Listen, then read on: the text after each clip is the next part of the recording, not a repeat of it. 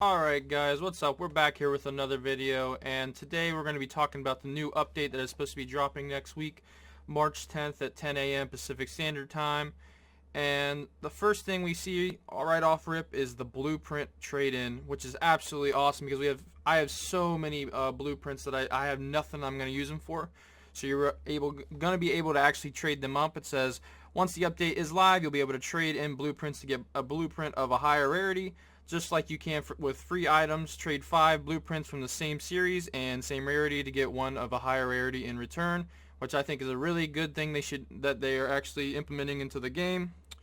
The next thing is fix for inventory filters. Speaking of blueprints, inventory management is also getting a fix. Any filters you set when viewing your inventory will stay active until you exit your inventory. You'll even be able to change item tabs while keeping your filters. This also means you'll be able to trade in items of a specific rarity, and those filters will remain active after the trade. We hope this makes the trading process a bit easier. The next thing that they have in the update, there's actually a lot of things that they're fixing in this update, which is, you like to see it from Psyonix. The next thing is changes to default settings. We've made some slight adjustments to default settings for players picking up Rocket League for the first time. The new settings should make it easier for new players to see the field and control their cars. These changes will not affect anyone modified control scheme or camera settings, but if players are using current default settings, they will change to the new default settings after the update. Here's what's changing.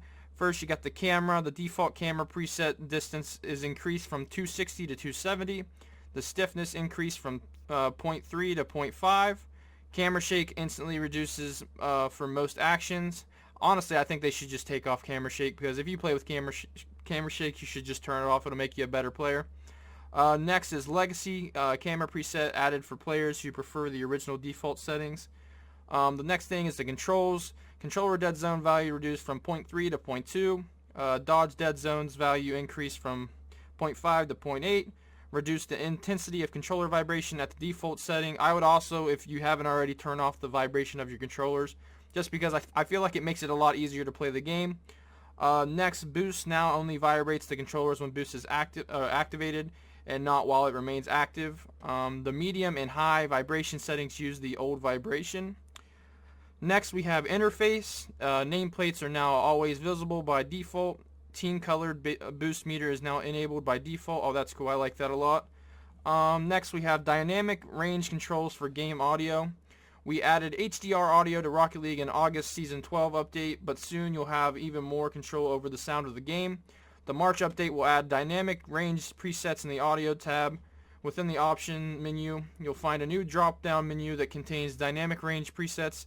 Here's how those presets will affect the game audio.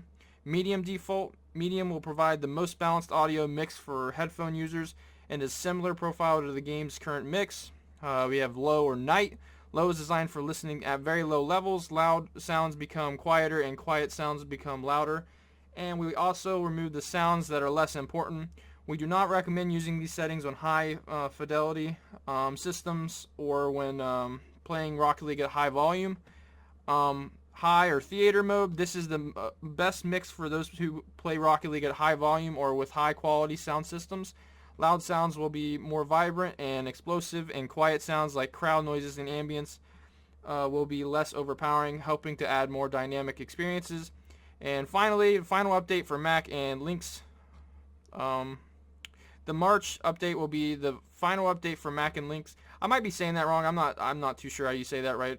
Versions of Rocket League. If you have played the game on Mac or Lynx, I think it Lynxus, you can request a refund through Steam. All refund requests will be received by June 10th, 2020. Visit our support article for more information on functionality and refunds. The March update is also bringing a new series of items to Blueprints and the item shop. Stay tuned next week for a full reveal. There's more coming to Rocket League in coming weeks, so stay tuned as we get new content locked and loaded for later this spring. Until then, good luck and have fun. So the biggest thing from this whole update, which is, like I said, coming out next week, the March 10th, is the Blueprint trade-in, because I feel like the Blueprint trade-in is a really good addition to the game. It's going to help people actually, hopefully get something they want and they might buy. Everything's still expensive, but by being able to trade up your blueprints, people might have more incentive to buy something that they get that is good. Another thing I really hope they add soon, down here they were talking about, stay tuned there's more coming to Rocket League in the coming weeks, and they're also bringing new series items to the blueprints in the item shop. I really hope they finally bring back the DLC shop, just because I've been waiting on a couple of the cars to buy on my PC. I was originally a PS4 player, and I recently got my PC in December, so I don't have any of the DLC cars that I want. For instance, the Batmobile or the Skyline. Those are the two big cars I've been wanting to get. They gave us a Dominus, which I appreciate, but I still want some of those other cars, and I'm guessing a lot of you guys still want those other cars as well. So I'm not 100% sure why they haven't introduced that back.